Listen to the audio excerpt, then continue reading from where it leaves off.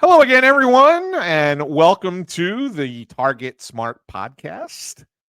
I'm your friendly facilitator, Anthony Sanfilippo, joined as always by your favorite Democratic operative, Albert Morales. Albert, how you doing, friend? Good to see you again. I'm good, Anthony. I'm excited about today's show. It's not often I get to reconnect with former colleagues and people I consider family within the Democratic Party. And Sean Meloy, who joins us today from Pennsylvania.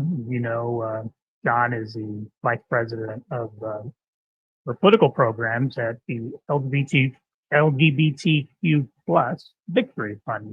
Most of us know it as the Victory Fund. They fund candidates, recruit candidates from the LGBTQ plus community across the country. They are now, I think, over 1,400 strong in terms of folks that they've gotten elected to office. Sean happens to be the very first LGBTQ plus member elected to the DNC from Pennsylvania. So Wow. I ran into him recently while we were in Chicago, and just really quickly, but it's always a delight to see John. And you always know the people who are really good at their job. They really love it. And he's been there now, I think, 6-7 years. So I'm really looking forward to catching up with Sean and talking all about Pennsylvania. Remember, Of course. Tim Russert used to say Ohio. Well, today it's Pennsylvania. Well, I'm excited to do this because that's my home state, right? Yeah. I'm on the opposite side of the state as Sean. I'm on the Philadelphia side, and we'll get to Sean in just a minute. But just to let everyone know, make sure that you subscribe to the show here, the Target Smart Podcast, on Apple Podcasts, Spotify, Pandora, Amazon. You can ask Alexa to play the Target Smart Podcast, and she will, or wherever you get your podcasts. Or you could subscribe to us on YouTube and hit that like button. It helps us a lot. That's great. And don't forget to connect with us on X at Target Smart, Facebook, Target Smart DC, and find us on our LinkedIn page as well. And if you want to reach out to us, any comments or questions, you can always email the program at the Target Smart Podcast at targetsmart.com. So without further ado, let's welcome to the program guy you gave a great introduction to, Sean Meloy. Hey, Sean, good to see you. Hello. Happy to be here and see you both. Awesome. The one thing before we really dive into the issues, right? Albert always likes to, when he brings a guest on the show, he likes to do something a little bit biographical to start. So we never know where he's going to start, where he's going to go with this, because he knows you guys better than I ever do. So I'm going to throw it over to Albert, and Albert, let you take away the first question, and then we'll dive into the issues thereafter.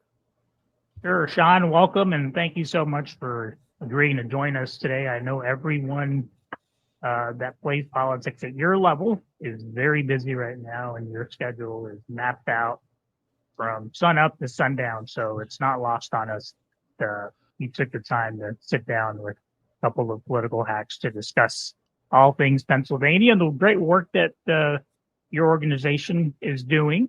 But as Anthony said, I like to always start the program by allowing our guests to provide our audience with a little bio, how you got started in politics. What was that first political memory, and why did you decide to make this a career when you could probably be making mega millions up in Wall Street somewhere? Someone of your intellect. Well, thank you, Albert. Always a pleasure to be with you. And yeah, I mean, this is a crazy year in politics, but it's also, politics is just crazy. But, I remember my parents, arguing, I would say, or disagreeing during the Clinton administration, right? During the Monica Lewinsky, Ken Starr, right, at the kitchen table. And then I went to middle school, and I had to do a report on the differences between Al Gore and George W. Bush. And that was the year, you may remember, they're like, oh, they're both the same. And I came, with my comparison chart, and I was like, they're very different, right? When it came, and I came down I said, I agree with Al Gore. And, the miscarriage of justice that happened after the 2000 election was really when I was like, I want to get involved. I want to do this, right? I started watching cable political stuff, right? Crossfire, all that kind of stuff. And end up starting a Young Democrats at my high school, and running for, senior patrol leader in my Boy Scout troop. And, kind of caught the bug, and have been in it ever since. And that took me to Capitol Hill. That took me to, working at the Democratic National Committee, a bunch of other gigs doing advocacy for consumers, right? The people. And then I even ran for office, in 2022. So I've done a lot of it, but very excited to use all that to help out the amazing LGBTQ candidates we've got at LGBTQ Victory Fund. Why don't you tell us a little bit about the Victory Fund before we dive into the issues? Because, for people maybe who don't know about the work that you guys do, it's just fascinating that you've gotten 1,300 LGBTQ plus people elected in the past 7 years. That's a lot in a short period of time. So I figure give you an opportunity to talk a little bit about the Victory Fund. Yeah. And so, not a lot of people know about us, even though we've been around for over 30 years. But we are the only organization in the country dedicated to getting out LGBTQ pro-choice candidates elected up and down the ballot. So from local city councils and school boards to, the U.S. Senate. And we were, the first big national endorsement for, Pete Buttigieg when he ran for president. But, you've got to meet our criteria. You've got to be running a viable campaign, right? So that means you can't be running in a really tough seat and not have the resources to, really get your message across the line with voters who are not inclined to agree with you. You've got to be an out LGBTQ person and fight for the full diversity of our community, right? You can't be racist. You can't be anti-trans. And then you've got to believe in that fundamental right of privacy, right? That was previously enshrined in Roe versus Wade, but is now very much under attack. And that has to do with bodily autonomy. That has to do with being pro-choice. That has the right to have your government not be in your bedroom. And so those are our criteria. And we started off with just like a dozen candidates in the 90s. And we've now grown that. I think in 2022, we got over 500 folks endorsed. And I think we're on track to probably do that again this year. We've tripled the amount of out elected people over the last 7 years. It was a little over 450, I think, back in 2017, and now we're over 1,300, and hopefully going to go even higher. We've got some amazing folks who've already won primaries and are poised to win in November, and then a lot of toss-up races that are actually going to impact the makeup of state legislative chambers, the U.S. Congress, the U.S. Senate, and who's in charge of all those entities. So, Sean, you mentioned these numbers, and they're nothing short of spectacular. But how do at Target Smart, we help our clients identify voters of all stripes, all political stripes. How do you use, I guess I should rephrase the question differently. Back when you and I were at the DNC together, it wasn't that long ago. Social media was around, but it wasn't like this, didn't dominate. We recently learned that the Harris-Walz campaign is going to be spending more dollars actually on digital versus what they call, I forget the term that is used, but regular television, as we all know it. How do you use data to, identify potential candidates, or is it organic? Do they just sort of come to you because they know your organization and you've established, you're Sean Meloy, so you're considered an authority? How does that work? It's a mix. It's a mix of everything. There are folks who've known about us and heard about us because we got involved early, right? In San Diego, where we had some of our first big wins, and we've been able to keep a city council seat in LGBTQ hands as a legacy seat, right? In Hillcrest, the Hillcrest neighborhood, very LGBTQ friendly. But we've got the mayor of San Diego now, right? The president pro tem of the Senate and former Speaker of the House, Tony Atkins, who's running for governor of California, right, came through, in the early days. In Houston, our current CEO, Mayor Anise Parker, right, made history as the first LGBTQ person ever to lead a major city, a top 10 city. But there are still places, right, that have never seen an out LGBTQ candidate, and they don't necessarily know about Victory. So it's a mix of us getting the word out, and then also, having our elected officials, our candidates, and our network grow so that everyone knows that if you want to be in public service in the United States of America and you're an LGBTQ person, you've got to be in touch with Victory in some way. And so, we work to train folks. We've got C3, the Victory Institute, that trains folks how to run as an out LGBTQ candidate, because there are unique things that you will experience or want to be prepared for. But the brass tacks of it all is, we're looking for candidates that are running that want to fight for their community, right? And that's what our most successful candidates do. They're not running to make history. They happen to be making history as they fight for a better vision of their communities. And we're happy to help them along the way. You mentioned a couple of issues at a very high level in your first answer, but if we can dive into them a little bit more now, what do you, as we approach the general election, what do you identify as the key issues for the LGBTQ plus community in this election cycle that people really should be focusing on? Yeah, I mean, the one thing that LGBTQ community members understand and have understood in almost every single election that folks have been, identifying LGBTQ voters, is that our very lives are on the ballot. And especially this year for our trans friends, the Republican Party has made it very clear that they do not want to treat trans people as people. They do not want them to have any sort of rights, whether that is to make their own medical decisions, whether that is to exist, right, be called by their name. They want to basically make them not part of our society. And Donald Trump just doubled down on this yesterday. And so, what's to say that lesbians, gay people, right, other people in the LGBT community are not going to be next?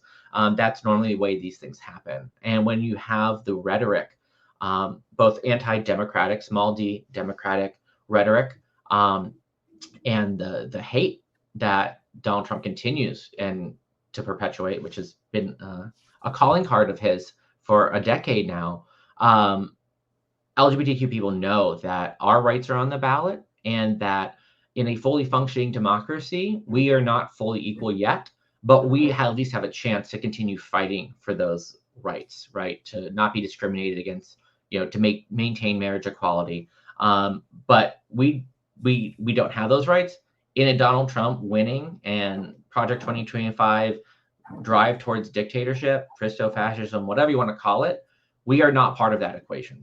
And so our lives are very much on the ballot this year in a way that that is above and beyond even the past, because I know you two know, and probably most people listening here, the plans that they put out publicly are just the start, right? And that's where the trans attacks are. But we know that we're not far behind. And so we cannot be turning out in more numbers. And I think we're going to be turning out at some of the highest levels for Kamala Harris, Tim Walz, and Democrats than we have in a long time. Sean, it seems to me like when we were at the party, we were always on offense, right? We were trying to get that next big win, whether it was for our families in the undocumented community, getting them a legalization with eventually a path towards citizenship. But this year, it just feels different. It feels like we're all on defense, and it's about self-preservation. For Latinos, it's making sure that our grandparents aren't getting deported, aren't amongst the 15 million or so that Trump has already announced that he's going to, wipe off the map here in the United States. For women, 1 in 3 women have been relegated to second-class citizenship by having them stripped of their healthcare rights. And for the LGBTQ plus community, it's the threat of, who's to say the Supreme Court won't do away with marriage equality?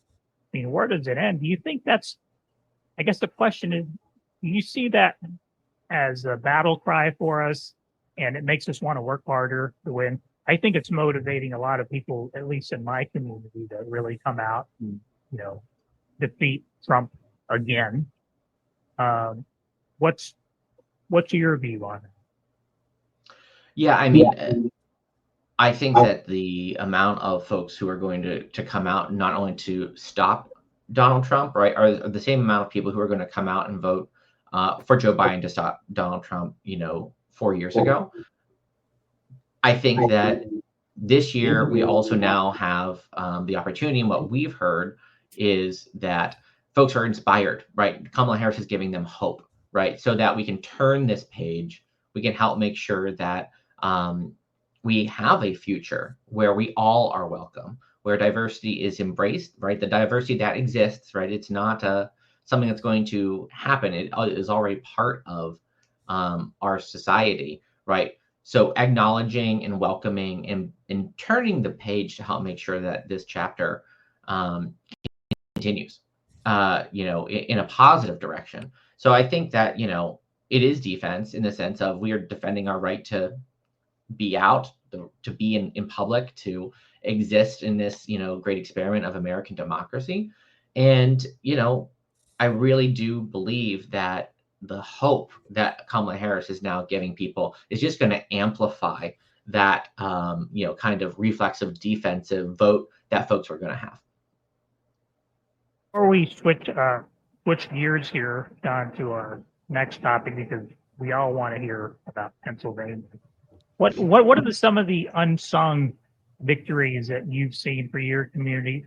Or I can think of some for, people of my background, but the ones that don't make the press, obviously, to hear that almost some 1,400 LGBTQ plus folks have been elected is pretty compelling. But what is it that you wish the media would focus on more?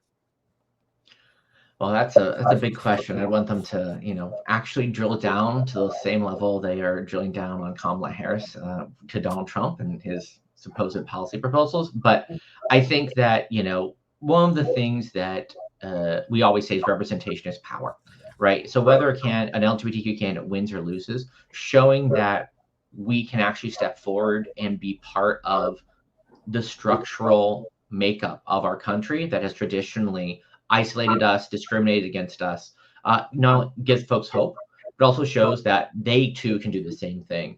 And so, we have a record amount of folks who are currently in office. We are still only 0.25% of elected officials in the United States.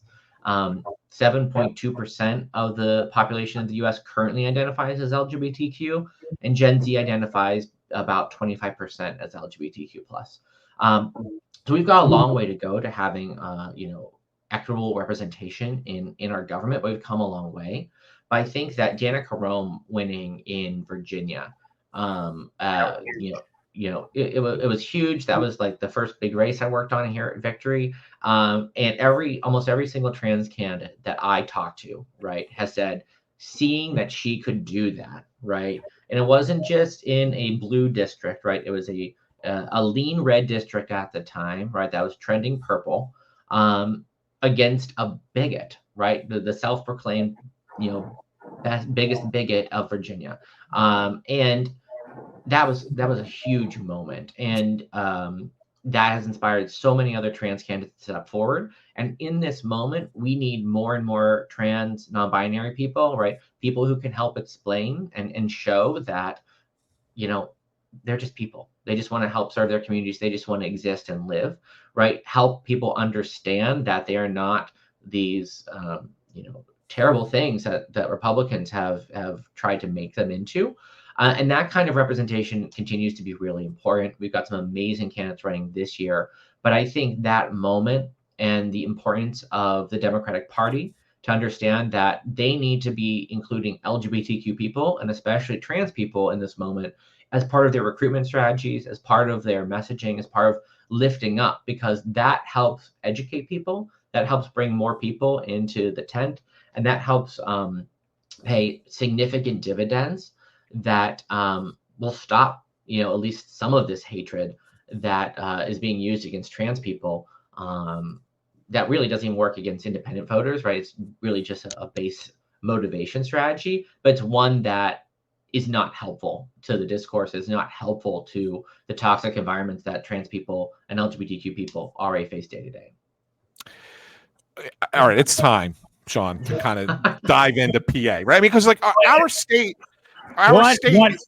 One more thing, Anthony. Because, go ahead, Albert. No, because I think one thing, Sean, that I left out was that I do think the country is changing and for the better. You mentioned the case in Virginia, but I think of my own family, like my dad, who, as I recall, growing up, was the biggest homophobe you could think of, right? Until one day he landed in the hospital with a stroke, and I'd already been living in DC, so I couldn't be back and forth a lot. But our cousin, Victor, who was gay, is gay. He was the one with the office job that afforded him the ability to stop at the hospital and check in on my dad every day and see to it that the doctors weren't missing anything. And boy, did he change his tune. They happen to be visiting us right now, and if anyone utters something about gay people, especially if you're at his house, he will show you the door. And he's become like really good friends with a gay couple of ours that visit us frequently, and he affectionately refers to them as his nephews. They like planning vacations to go places together. So that gives me hope. My dad comes from the Southern Baptist sort of convention type, and I think he's seen enough hypocrisy coming from that wing to tell him to show him that, maybe everything I've been hearing and reading about isn't so. That makes me happy in a big way, because I think of our daughter Martha, who is 14, and her generation, they don't give it any thought. They have friends who are from the community, and it's not, no one is discriminating. So her generation gives me hope, as well as Gen Z and younger people in general. But I didn't want that thought to be lost on us. And I think that there's more good people than there are bad in this country. You just have to educate them a little bit more. Okay, Anthony, I know you're dying to talk Pennsylvania. Well, yeah, and it's actually, this is actually a pretty good transition now that you tell that story, Albert, because I think Pennsylvania, I mean, all eyes are going to be on our state for this election, right? And I would say, Sean, and correct me if I'm wrong, but I would say that when it comes to the issues that we're discussing here for LGBTQ community, Pittsburgh, Philadelphia, probably the suburban areas just around them, that's where that's the bread and butter. That's where the votes are going to come for, supporting those issues. But the rest of the state is where I think we have a lot of people who are probably more like Albert was just talking about with his dad, who maybe are a little bit more closed-minded to these issues and to what's going on in this election. And so I guess my question for you is, how do we unlock the state of Pennsylvania? How do we change things in the rest of the state? I mean, you can't just sit there and go, well, yeah, they're the most populated areas are Philadelphia and Pittsburgh, so that's all you need, and that'll be enough. Like there needs to be more than that in this state, because it's such a battleground. What can be done to really unlock PA? Yeah, I mean, it's not going to be a surprise to say that we need to organize everywhere and always, right? I think that, I think it was somewhere around the Iraq War, right? We just decided to not organize in rural areas of Pennsylvania, and we saw the implosion of that completely, right, when Barack Obama ended up running for president in 2008, right? You saw the stark contrast. The maps have not changed too much outside of that southeastern, suburbs of Philadelphia. Allegheny County is still blue, but everything around it is red. Philadelphia is still very blue, and those now purple counties are turning blue. But the rest of the state, the Commonwealth, is getting redder.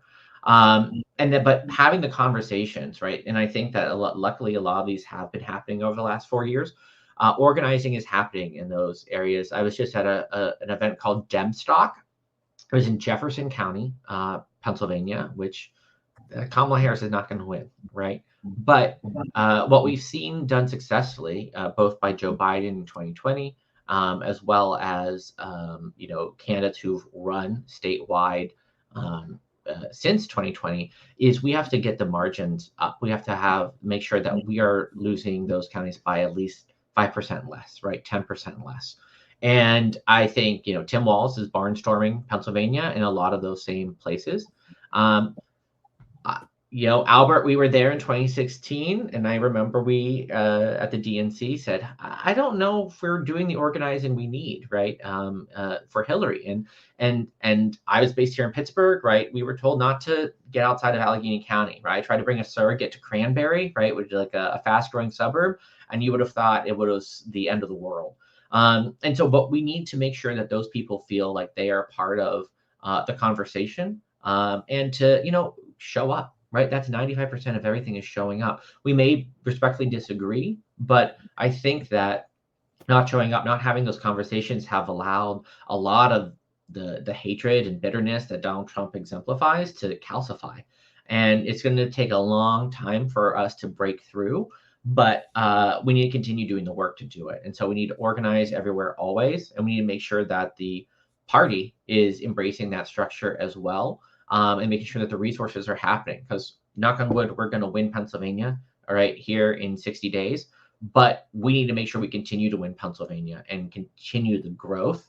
And that involves having those conversations everywhere.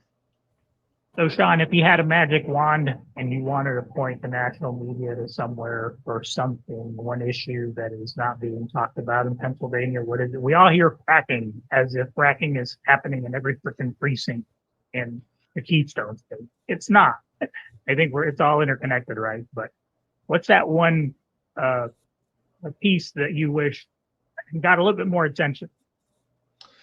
Oof. I think it all has to do with youth turnout, right? And closely correlated is that LGBTQ turnout. I think every time that Donald Trump says, "Oh, Kamala Harris wants to end fracking," et cetera, et cetera, et cetera, young people are like, okay, I want to go register. I want to get out and vote, right? They've kind of seen that they're kind of doing some of that turnout for us. And so I think that, we've got a ton of universities in Pennsylvania, and that registration effort is just starting, right? So how many of those folks get registered? How many of them actually end up voting in a state where that's won or lost by, 40,000 votes, 20,000 votes, plus or minus, right? That's good turnout at Penn State, at Penn, at Pitt, right, and a bunch of small liberal arts universities between them all. That's going to be a huge factor.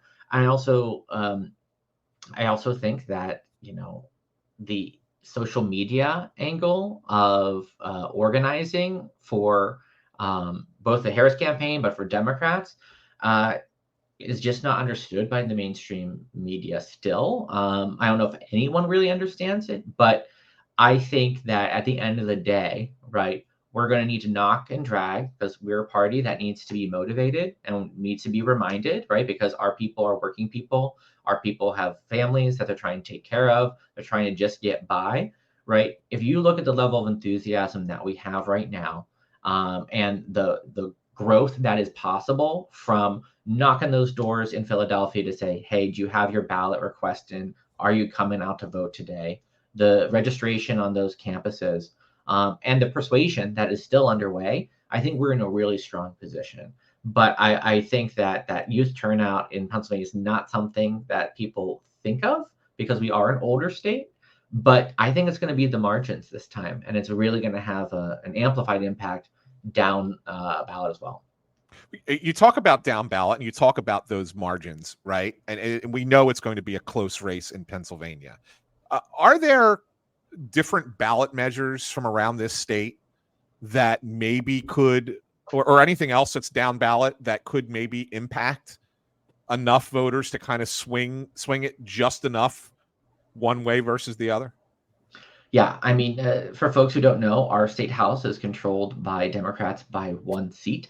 And that was, I think, less than 200 votes. One of the seats was decided by. So, truly, one precinct coming out stronger, one college precinct coming out, with more than anyone expected, could help make sure that we have a pro-choice, pro-LGBTQ, pro-gun safety state house that's fighting for public education, or a Republican state house that's going to do what they did in Florida, right, and in Tennessee and Utah, and some of these crazy regressive policies when it comes to any one of those issues. And I'm personally very excited about Malcolm Kenyatta, who is known to some folks. He ran for the U.S. Senate in the primary 2 years ago. He's running for Auditor General. He's an amazing state representative out of Philadelphia. He's young, he's gay, he's Black, he's progressive. And he's going to all those counties we already mentioned that a lot of folks don't go to when they're running for statewide office, both Republican and Democrat. And so I think he's going to help get a bunch of folks excited as well, because he is not the typical candidate we have in Pennsylvania, but he's who we need elected. And so I think he's going to have some up ballot impact. Those state legislative races, right? There's been an infusion of money, into those efforts earlier than ever before. So I think, those folks are going to really help make sure that the top of the ticket, right? Bob Casey, Kamala Harris, get over the finish line. But then also, move the ground, maybe take control of the state Senate, keep control of the state house, ideally grow our margins there so that we can actually really become a blue state in governing, right? Like so many of our other Northeastern, Mid-Atlantic, and even Midwestern brethren, that have been able to get fair maps, flip those chambers, move progressive policy, and then be rewarded by people saying, oh, government can work if we actually allow Democrats to take the reins. We all hear about the permanent campaign. Sean, I think you just hit it on the head there. Pennsylvania is kind of like Texas in a way. Not as crazy. I'm not implying that Pennsylvania is crazy, but the Republican legislature is. Do you think that we hold a one-seat majority because these seats are just gerrymandered, and that's pretty much sums it up, or is it a product of the electorate? This doesn't strike me as a state that ought to be 50-50. More like, if you look at it, it would be like closer to 60-40. Yeah, I mean, so this has been a decades-long organizing effort, right? And part of this, permanent campaign is we've got elections every year, and they're all significant. But one of the most significant was in 2015 when we were at the DNC Albert, and we picked up seats on the Pennsylvania Supreme Court. And that helped build the base for us to take a majority. And so that allowed the bad maps to be thrown out for Congress back in 2018. We picked up 4 seats in Pennsylvania in 2018 in the U.S. House. And then to help make sure that fair maps were implemented for the state legislature, or fairer maps were implemented for the state legislature for this decade. And with those fairer maps, we were able to get a 1-seat majority. I think there's a lot more opportunity this year in a presidential year to pick up more seats because there was such a fast turnaround in 2022 from when the maps were decided to when people had to file to actually run. And so I think that, there's definitely more seats to be gained.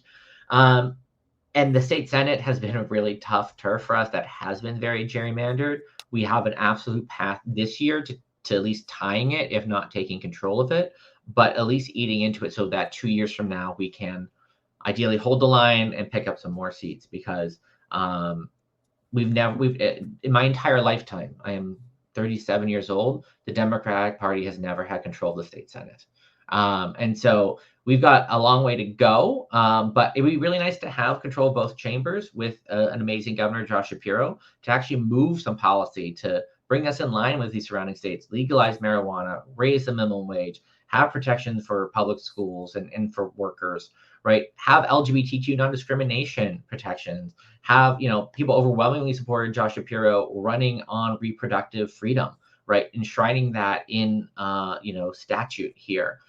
So many things that we want to do that continue to be stymied by a state Senate that is in Republican hands. I'm really glad you brought up, sorry, Anthony, but Malcolm Kenyatta. You talk about politicians or candidates that have the it factor, whatever that it is. And I remember working alongside his pollster last cycle, and they were so impressed by his political acumen and his ability to just motivate people in general. He's got this spirit about him that he's a beast. And I just think had he had a little bit more money, I'm not convinced that he would not have won that. Nothing against Senator Fetterman, but boy, I think the future is really bright for Malcolm. He's like 10 years old. He's very young, but I'm glad you brought him up and lifted him up because that guy is going to be something really big someday. And Anthony, sorry, I cut you off, but I did want to get. No, I'm used to it, Albert. At this point, I'm used to you jumping the gun on me, but that's all right. No, I just wanted to bring up the Senate race because I find this one pretty fascinating, Sean. And look, Bob Casey, I mean, it's a name that Pennsylvanians know forever from Bob's father when he was governor.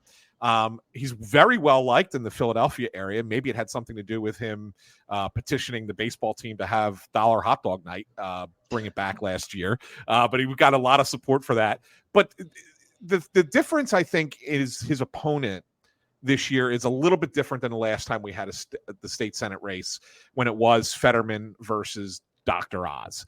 I think McCormick's probably got a little bit more gravitas in a sense of that he can reach a wider audience than Dr. Oz. We all knew Dr. Oz, even though he got a lot of votes, we all knew he was kind of a fraudulent candidate. I think McCormick probably has a little bit more of a bigger base, let's put it that way, to work with.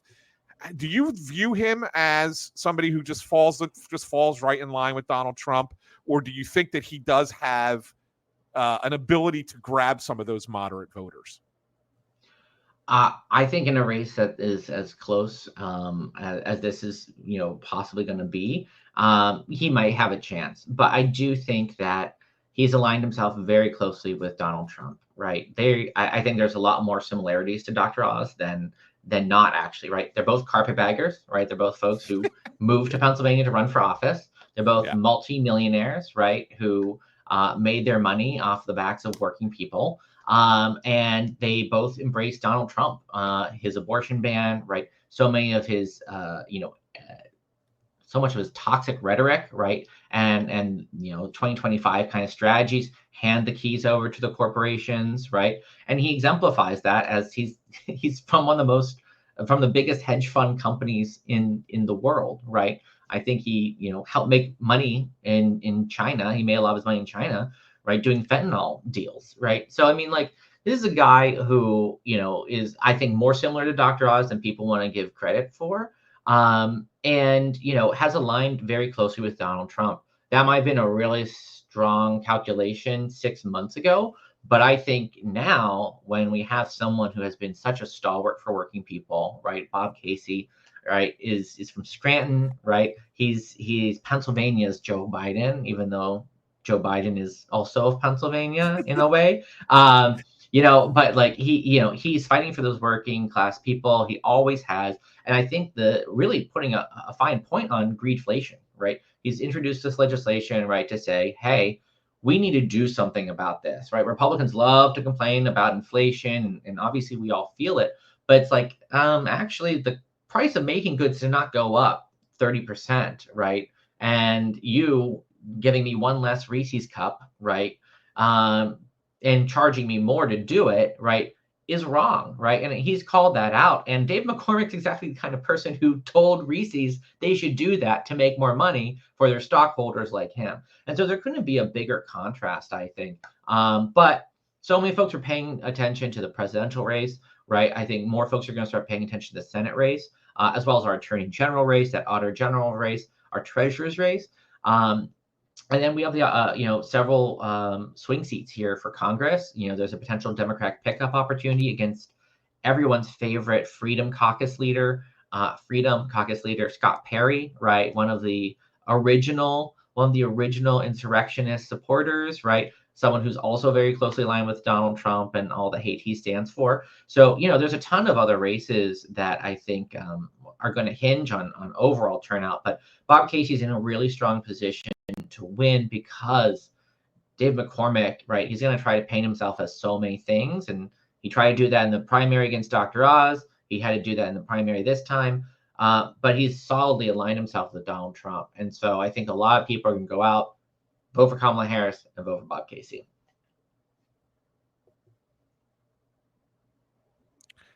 Albert's trying to talk to you right now, but his mic is muted. So let's try that again, Albert. Yeah, I know you were getting back at me there, Anthony. It's okay. It's okay.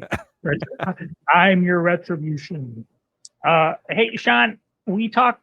You spoke to women and their significance in this election cycle, not only in Pennsylvania and across the country. Are you seeing that same level of, and I don't know if you want to call it enthusiasm as much as anger, that is motivating them to turn out in higher numbers this cycle? It's been my experience that when I've had my misunderstandings with the women of my life, they just shut down and they find a way to hit. But they will always come out on top. And do you think that's any different in Pennsylvania as it relates to this election cycle? I have to believe in my gut that,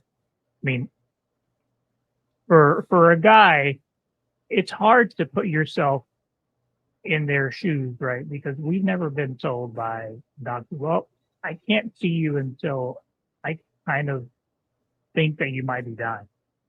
And then you can come back from the parking lot. I just can't wrap my head around that. And I think if I were a woman, I'd be, very angry. So do you think that that's going to be the motivating factor for women? We're seeing it amongst 18 and 49-year-olds. It's now taken over the economy as their number one issue across the board. Yeah, I will use the feelings I felt, right? They're anecdotal, but at the convention, right? The moment that Kamala Harris came out, I've never felt energy like that. But the only other moments that match that are the two other women that should have been president. And that was Hillary Clinton and Elizabeth Warren, right? The amount of energy that I felt in those moments, it was actually just replicated this weekend. I was in New York City and I saw the musical Suffs, right? Which is about suffragettes. And at curtain call, I felt that same energy. And women were feeling it. And there is this not certainty, but this drive to say, we are going to do this. Like, we are going to do it this time. And that is true. We also saw this, right? This was proven in Josh Shapiro's election, right? He ran on reproductive freedom, giving women the right to do what they want with their own bodies. And he won in a landslide election, right? And he was running against a candidate who has the exact same policies as Donald Trump, right? Donald Trump lies about what his policies are, but we know where his heart is and the people around him and what they're going to be pushing for. And that's a national abortion ban. Women are not going to stand for it. And every woman I know, right, is like, oh, I need to make sure I'm registered to vote and everything. And I'm helping them do that. But there is a drive out there that, correlates highly with, I think, younger people also, feeling that their distinct rights, right, their LGBTQ friends' rights, right, are very much on the ballot, and that it's time to turn this page, right, and make history, right? Turn the page on the Trump era, all this politics of the past, and let's move forward. And Kamala Harris is a perfect candidate to do that. So knock on wood, I think we're going to do it. I agree. Sean, we're going to have to talk offline about Suffs because I'm a big Broadway guy. Just kind of curious. I haven't seen it yet. Just kind of curious your take on it. So we'll chat about that once we stop hitting record. That's the short version. Yeah, that's a short version of it, right? We want to mostly we were going to thank you for being part of the show. But before we let you go, can you tell our listeners, how they could help in Pennsylvania if they're able to, get out there and knock on the doors and get Pennsylvania voters activated and out to the polls or to get their ballots in? Absolutely. If you know anyone in Pennsylvania, right, one of those students that just moved here, right, the filing deadline's coming up. So get the registration in, as well as request vote by mail, right? I know Donald Trump continues to try to demonize it. There's still some court cases pending about the dates, but just make sure you fill out the proper date and you'll be good. And then also, we're a big state. We touch a lot of other states. We're easy to get to from a lot of places around the East Coast and the Midwest. Come on down. We need the volunteers. There's more than enough folks to talk to, not only about Kamala Harris, but about Bob Casey, Malcolm Kenyatta, and our state legislative candidates. We need help all the way down the line. And then if you're interested in Victory Fund, victoryfund.org. I'm on social media at Sean Meloy. And if you're interested in running for office and you're an LGBTQ person, please get in touch. We'd love to help make sure that you get the resources you need in order to win. All right, Sean. Well, I am going to make a promise, come door knock with you the last weekend for the election, because I'm in Maryland and I'm just like 45 minutes across the border. I think Littlestown is the closest city. We go there a lot for horse shows of all things, but I would love to make a difference, even if it's getting 5 more people to vote for the Harris Walz ticket. You've been a great guest, John. Again, thank you for joining us. Hope we get to do this again. Probably not before the election, but who knows? It's all going to be all eyes on Pennsylvania. So, Anthony? Yeah, I guess you want me to. Words? No, I don't have any parting words. I usually do the, remind everybody that, if they want to subscribe to the Target Smart podcast, to do so on Apple Podcasts, Spotify, Pandora, Amazon, YouTube, even YouTube Music now. They took over for Google Play. So you can subscribe and listen to us there, or you can watch like us on YouTube. Hit that like button. We thank you for that. Connect with us online on social media, on X at Target Smart, Facebook, Target Smart DC, and find us on LinkedIn. And if you want to email the show, tell us what you think of the episode, or if you have any suggestions for future guests, email us at the Target Smart Podcast at targetsmart.com. Other than that, I want to just thank Sean for his insights and his time today. It's been a wonderful episode. Thank you so much. All right, guys. Well, until next time, I'm Anthony Sanfilippo for Albert Morales saying thanks for listening in, and we'll see you again next week.